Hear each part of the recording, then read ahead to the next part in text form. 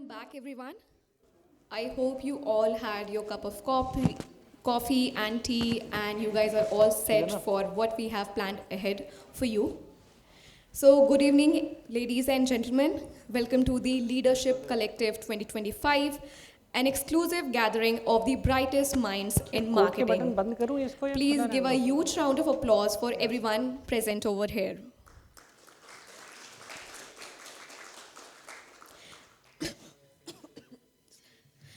Today, we all are here. Today, we are going to hear from top experts as they dive into key topics shaping the future of marketing. We'll explore how building brand trust through transparency in digital advertising is essential, the power of an omni-channel approach to enhance consumer journeys. We'll also get to know how modern programmatic strategies can drive impactful brand growth.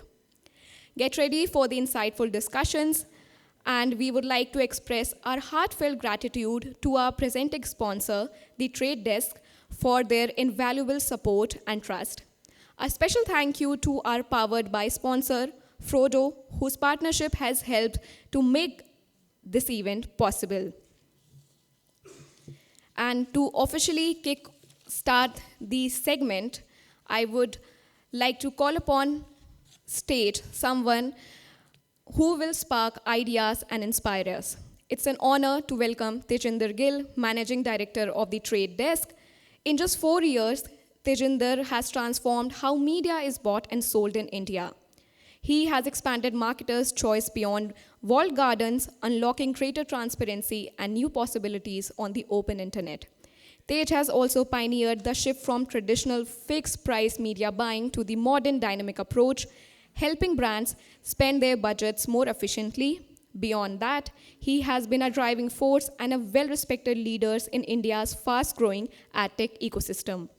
Let's give a warm welcome to Tejinder.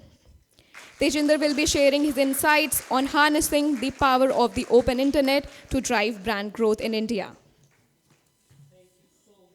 I don't know. Is it good? Perfect. Thank you so much, everyone. Thank you for spending a Friday evening together. I just thought we'll probably talk about what are the opportunities in open internet, and I think how we all are rewriting the rules. As I mentioned earlier, I think this is a room full of opportunities, and we are the ones who actually represent open internet. Just want to start off with a little bit of personal story. We started this journey in India 4 years ago. In fact, today is exactly the 4 years when I joined Trade Desk. And I think I had some of the leaders who signed up for this program. It was a bare land. We had no idea what we'll be building. And this is right in the middle of the COVID. Hard to reach out to partners, marketeers, right? Tell them who we are, what we do. I'm proud to share we have 2 offices now, Delhi and Bangalore. We are very soon planning to open a Mumbai office. We started literally with a 4-seater small office. We're fairly large, right? Some of the partners have visited us. But we still feel like we're just getting started. There's nothing which has happened till now. It's still a bare land when it comes to measuring the opportunities. And 4 years ago, when I was in the middle of the COVID on my workstation, I was like, where should I start? And I started calling up some of the marketing friends, and I was like, hey, what is the problem today? You guys are doing so much of digital marketing. Where is the gap? And literally, this was the summary of that discussion 4 years ago. What I heard from marketers was there is no scaled alternative beyond walled gardens.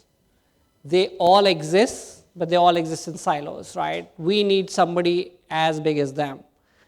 The second one was we need an independent measurement partner. They all are there, but everyone grades their own homework, right? Who can validate from an external party? And third is agility in campaign optimization, which means can you apply the learnings of NDTV and apply it on Spotify campaigns? You actually can't do it in real time. And with these 3 gaps, we thought, oh, we have a perfect time. And interestingly, I love giving an analogy of all of us being like islands of Asia.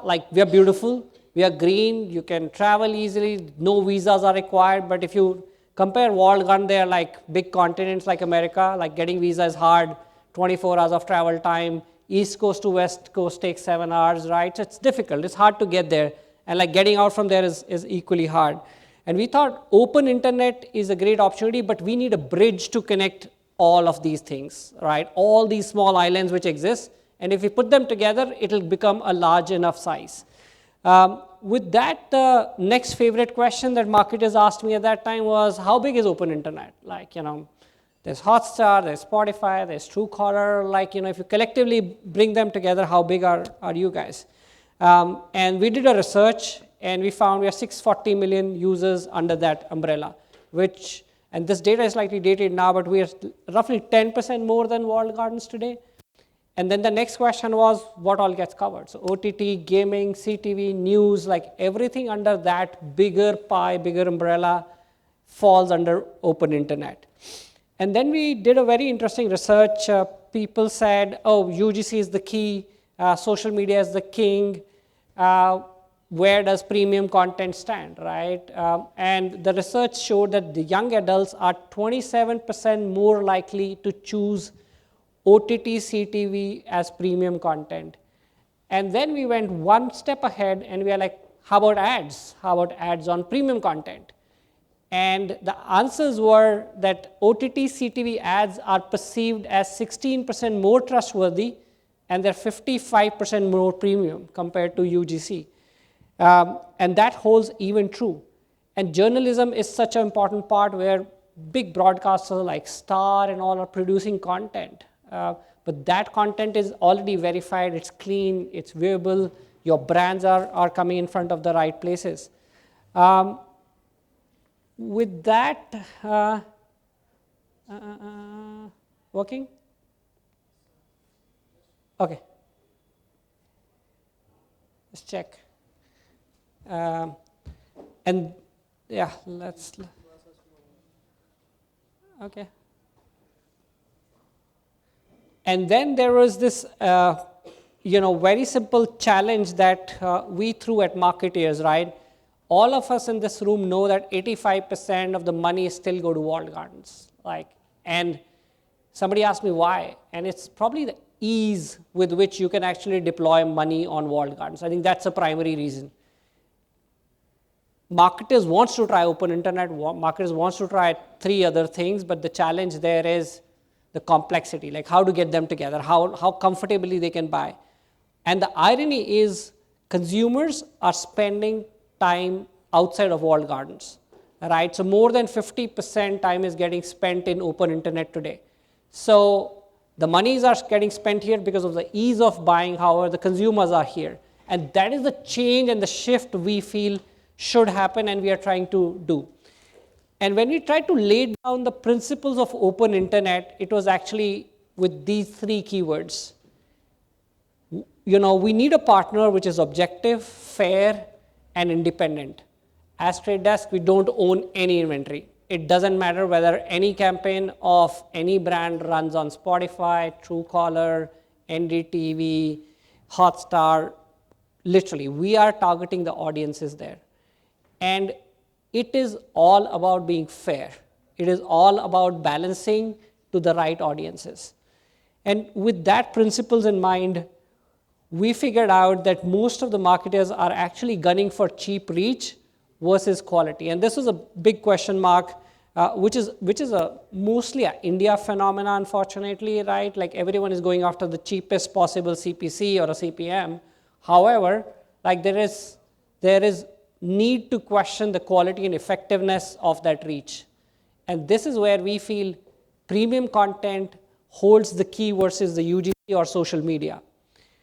We as Trade Desk feel the future of open internet lies in this direction. We can't predict it, but these are the 3 keywords.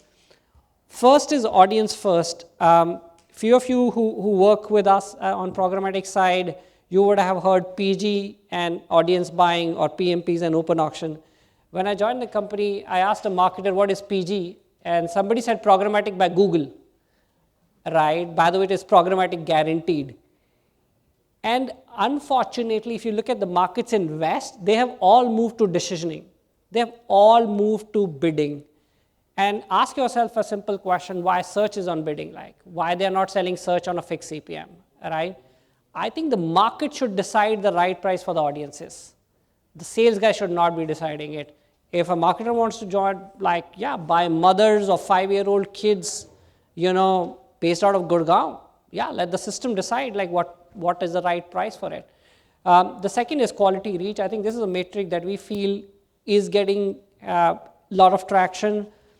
Reach is easy, right? You can get that, right? Like this is quality reach, right? Right now, people in this room is quality reach. Or you want to, target any 50 people walking on the road right now, right? Won't do anything.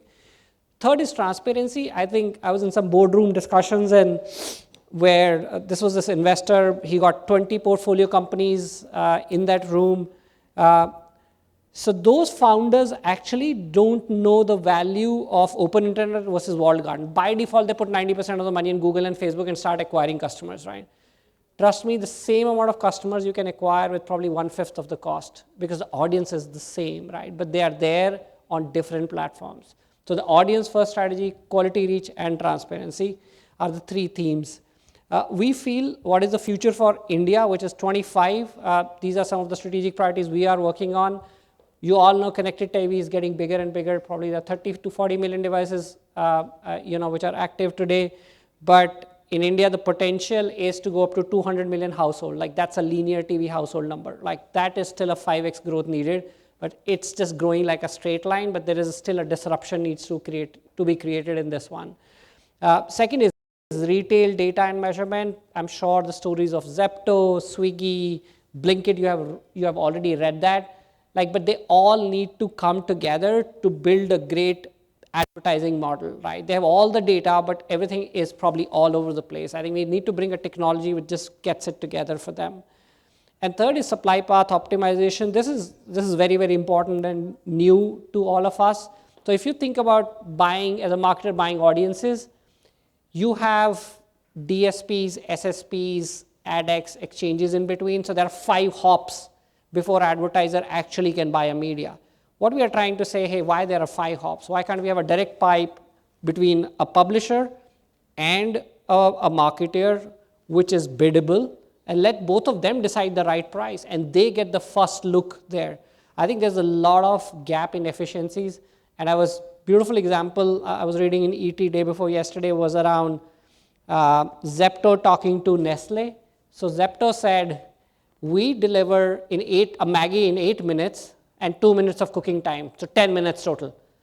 And Nestle delivers Maggie to Blinkit dark stores in 4 days.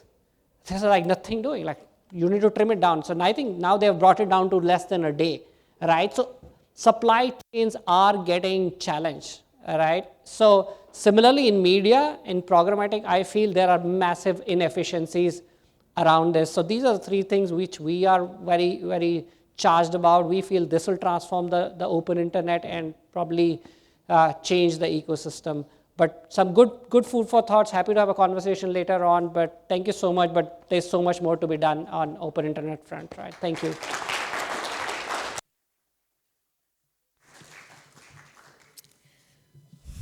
Thank you, Tejinder, for that thought-provoking keynote, and we would request you to please stay on stage as we have a small token of appreciation for you. Everyone, please put your hands together for Tejinder.